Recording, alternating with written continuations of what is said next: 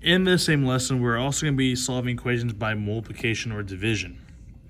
Again, multiplication and division are still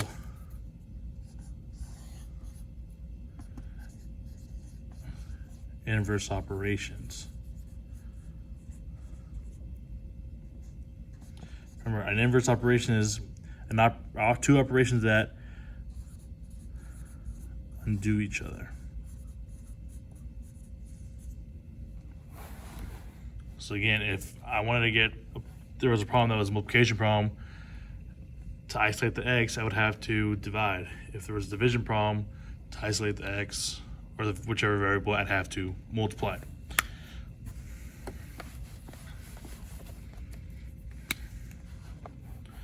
Just like addition and subtraction,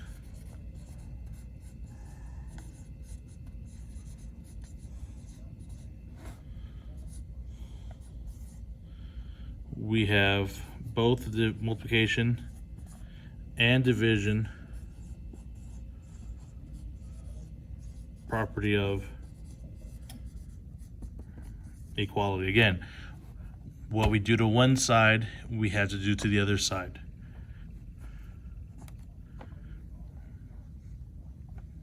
So you don't want to forget that. So if you do it to one side, you're not done until you have done it the same thing to the other side.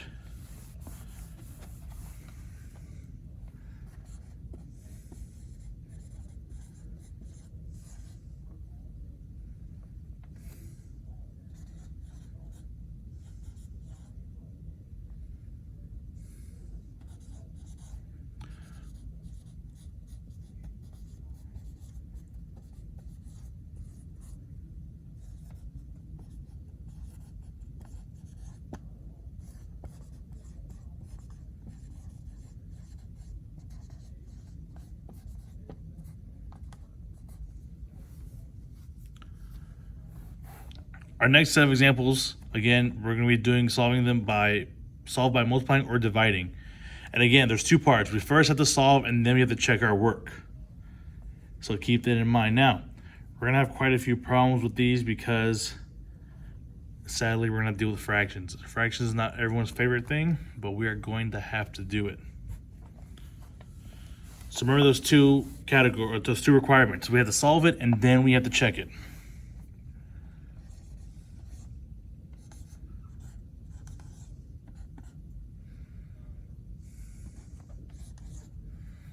So here we have the problem, n over 5 equals -3.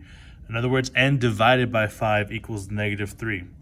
Since our problem is a division problem, you need to ask yourself, what's the inverse operation of division? Since we've already categorized it, we know that the inverse operation is multiplication. So what I'm going to do is I'm going to multiply by the number that we are dividing by, which is 5. What I do to one side, I do to the other. Now, it's gonna look awkward. You're taking 5 times a fraction. Whenever you're multiplying fractions and one of the numbers ends up being a whole number, such as this 5, you can write it over 1. So you have a fraction times a fraction. So when you're multiplying two fractions together, you multiply straight across. So you have 5 times n, which is 5n. 1 times 5, which is 5. On the right side, -3 times 5 is -15. And well, you're probably like, well, I thought we were supposed to get n by itself. We didn't do that. As of right now, it looks like we didn't get n by itself. But yeah, 5n divided by 5. When you take 5n divided by 5, your 5s, they do not cancel out. I want to repeat, they do not cancel out. They reduce down to 1n, or simply just n. Again, when you have a variable, if there's not a number there, that invisible number is technically a 1. So when we're multiplying or dividing, our goal is to reduce the number in front of n, which is our coefficient, down to 1. They're not canceling out. Canceling out means 0. 5 divided by 5 is not 0. 5 divided by 5 is 1. But I'm going to do these problems, and when I write them, I'm going to write them as n. So we have n equals negative 15 as our final answer.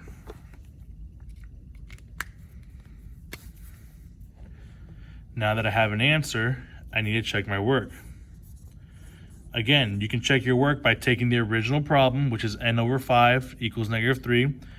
I'm going to replace anywhere I have negative, I'm going to replace anywhere I have n with negative 15. And again, as you see, I'm still getting in that practice of putting my numbers that I'm replacing the variables with in parentheses. You never want to break that habit. Get used to it. And you have a negative 15 divided by 5. A negative divided by a positive is a negative. 15 divided by 5 is 3. So we're left with negative 3 equals negative 3, which we know is a true statement. So the answer of n equals negative 15 is the correct answer. Again, I recommend if you need to, stop the video so you can write down what I am writing down.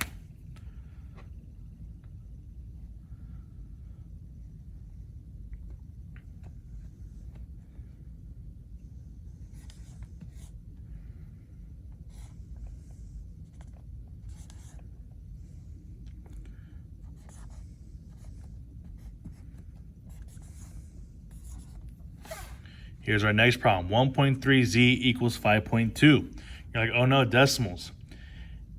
Don't forget, you can use a calculator. 1.3z, you might ask yourself, what operation is that? Whenever you have a number and a variable this close to each other, without an operation sign in between, no addition, no subtraction, what that really means is 1.3 times z.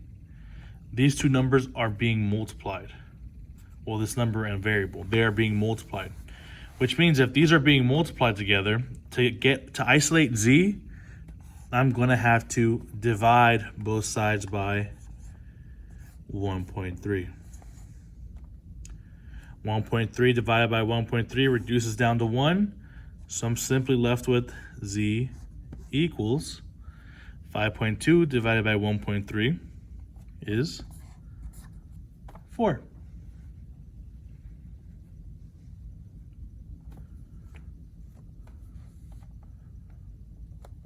We'll do a couple more before we get into our more difficult problems.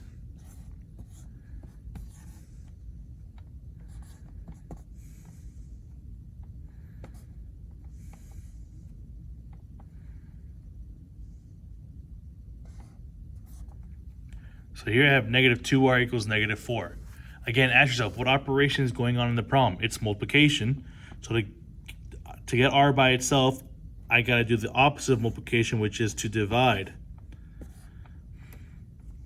both sides by the number that's being multiplied with r, which is negative 2. So I'm going to divide both sides by negative 2.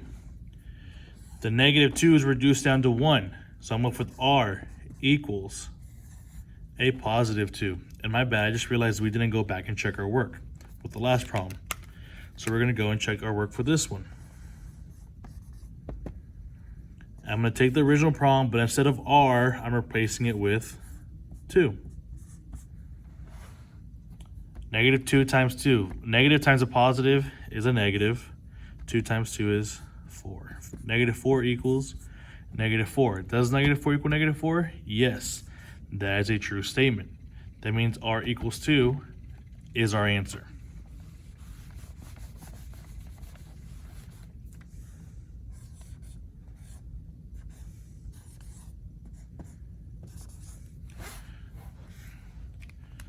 This problem here tends to be difficult for some people because even though we've already talked about it, a lot of people are like, well, y is already by itself, so the answer is y equals 3. But keep in mind there's a negative sign in front of it. Our goal is to make sure that in the end, our answer is y equals. Y has to be positive. Y cannot be negative. So you're like, well, how am I going to get y by itself? There's a negative there. Again, if there's not a number in front of the variable, you can think of it as an invisible number, but there's always going to be a value of 1. If I don't tell you that it's 0, if I don't tell you that it's 2, if I don't tell you that it's 3, if there's not a number there, it is 1. In this case, it's not only 1, but it is -1. So now we gotta get -1y to become y. This is another multiplication problem.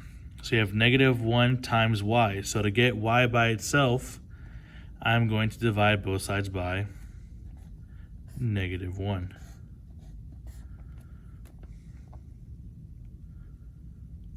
A -1 divided by -1 is a +1.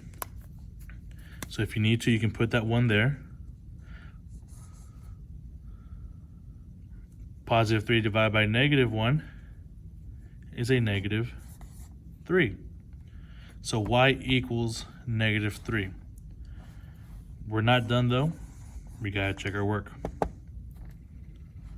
I'm taking the original equation, but instead of writing y, I'm replacing it with -3. Again, you see I put my -3 in parentheses, and the negative from the original problem is on the outside. Because we're doing order of operations at the same time, we gotta do parentheses. Nothing's happening in the parentheses. There's no exponents. Next is multiplication. Again, when there's a set of parentheses and anything, a number, a sign in front of it, we want to multiply, distribute. In this case, it's a negative times a -3, or if you, again, want to think about it, it's a -1. That invisible -1.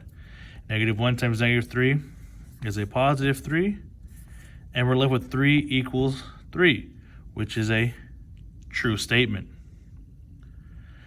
So since this is a true statement, y equals -3 is my final answer.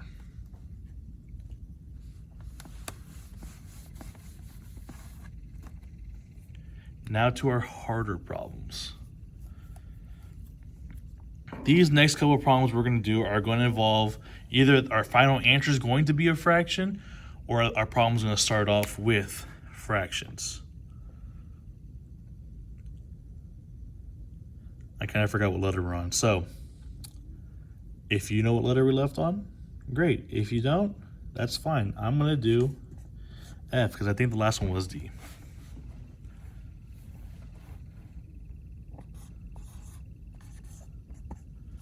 So I'm left with 10y equals 11. That's another multiplication problem because it's 10 times y. So our goal is to get y by itself. In order to get y by itself, since it's a multiplication problem, I gotta do the opposite of multiplying, which is to divide. And I gotta divide by the number that's in front of y. In this case, it's 10. Divide both sides by 10. 10 divided by 10 reduces down to 1, so I'm left with y equals 11 over 10. You don't want to divide it, go ahead and just leave it as a fraction. So this is your final answer. Because of time, I am not going to go through and check it because we got to get through some more of these problems before this video gets way too long. Again, stop the video if you need to.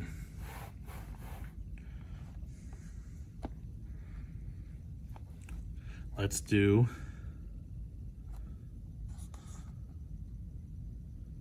oh, nope, we're going to change that.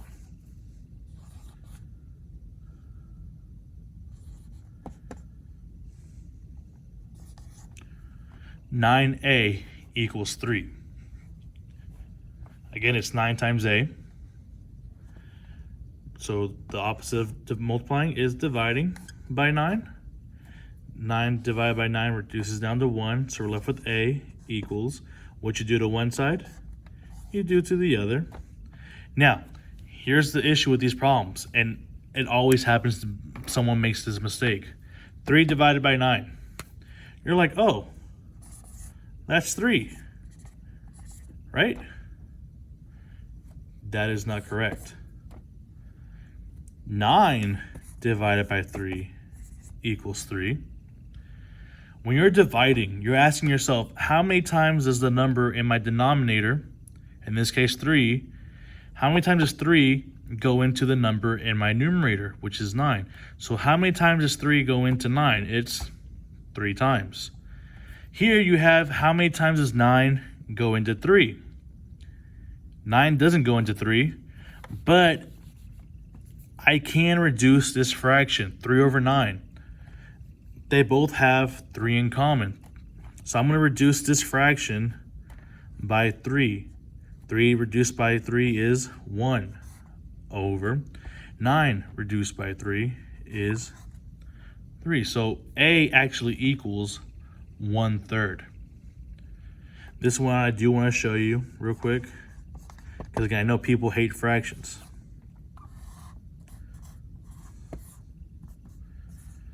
So 9 times 1/3 equals 3. Again, because it's 9 times A. Again, I have a whole number times a fraction. I'm going to write 9 over 1. Multiply straight across. 9 times 1 is 9. 1 times 3 is 3. And 9 divided by 3 is, oops, sorry, you can't see that. 9 divided by 3 is 3. So this is my correct answer. You're going to have some problems where your answer is a fraction. So please be careful on what you're doing.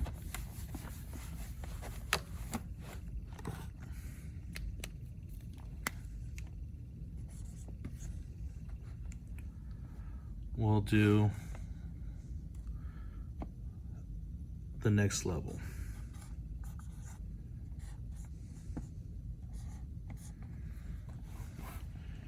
This one tends to be the more difficult problems. There is a fraction, 1/5 x equals 4. If there's a lot of confusion when it comes to these problems, I want to make sure you please pay attention. 1/5 x, that is 1/5 times x, which equals 4. So yes, we will technically have to divide, but if you notice, 1/5 is a fraction. A fraction is a division problem.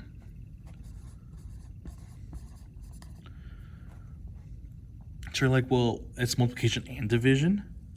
Yes, so here's where it's going to get tricky. I don't know if you've ever heard of what's called, well, let's do this.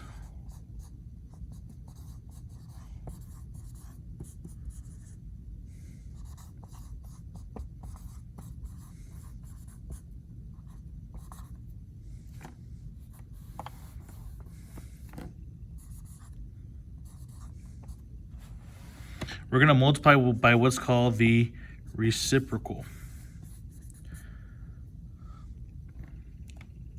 Hopefully you've heard about it before. You should have, but if not, we're going to go over today. The reciprocal. What that means is that the reciprocal of 1/5. What's going to happen when we're talking about reciprocals, we are going to take the fraction that we have, and we are kind of basically, in the easiest way to say is we're going to flip it. My bottom is going to become my top is going to become my bottom. So we have 5 over 1.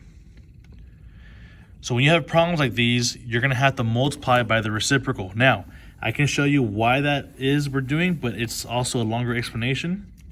And you guys might get extra bored by it compared to what how bored you're getting now with these problems. So again, what I'm going to do is I'm going to multiply by the reciprocal, which is 5 over 1. What I do to one side, I do to the other. So I have fractions. 5 times 1 is 5. 1 times 5 is 5. And then bring that x. What happens with 5 over 5? You see they reduce down to 1. So I'm left with just simply x. Over here, we're left with 4 times 5 over 1. If you need to, you can write it as a fraction. But know that 5 over 1 is simply 5. So 4 times 5 is 20. So x equals 20. And again, because of time, I would go check it, but right now x does equal 20. Again, I recommend stopping this and recording this problem, or writing this problem down, I should say, not recording.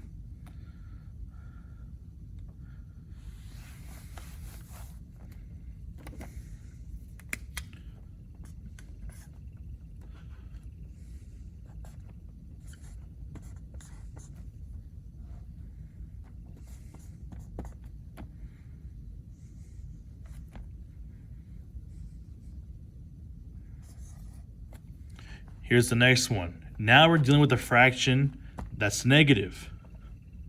Negative 3/4 x equals 2. Again, we are going to multiply by the reciprocal. This reciprocal is simply going to be negative 4/3. It still has to be negative. Again, the reciprocal means all we're going to do is flip the fraction. The bottom becomes the top becomes the bottom. And when I do to one side, I'm going to do to the other. So a negative times a negative is a positive. 4 times 3 is 12. 3 times 4 is 12. Bring down that x. Again, they reduce down to 1, so I'm simply left with x. Now, over here, we have a fraction times a whole number. Because I can't reduce this to a whole number, I'm going to write 2 over 1 and just multiply. 2 times negative 4 is negative 8. 1 times 3 is 3. And it's a fraction we cannot reduce, so x equals negative 8 over 3. Now, to show you, I do want to check this work just to show you that it is correct. So x equals negative 8 over 3.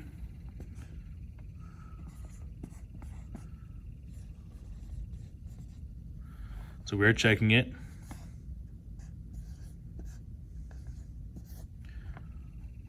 And it's supposed to equal 2. Negative times a negative is a positive. 3 times 8 is 24. 4 times 3 is 12.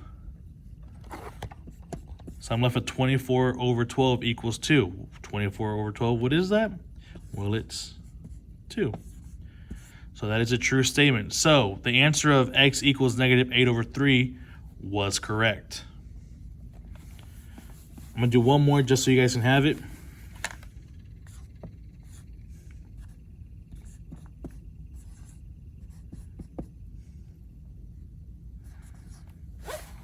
Negative 7/8 x equals 5. It's another negative, but we're going to do the exact same thing. We're going to multiply by 8 over 7. Again, it's a negative.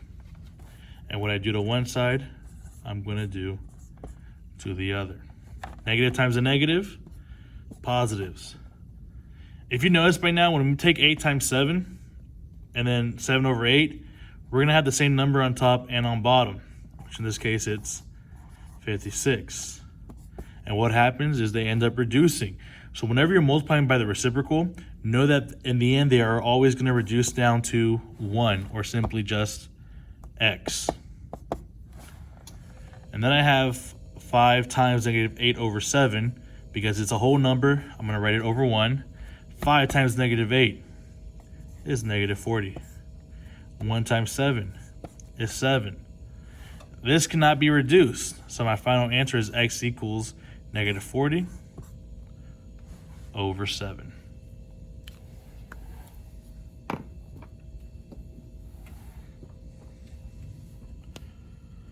Again, if you have any questions, please let me know. You'll have problems for these on Delta Math.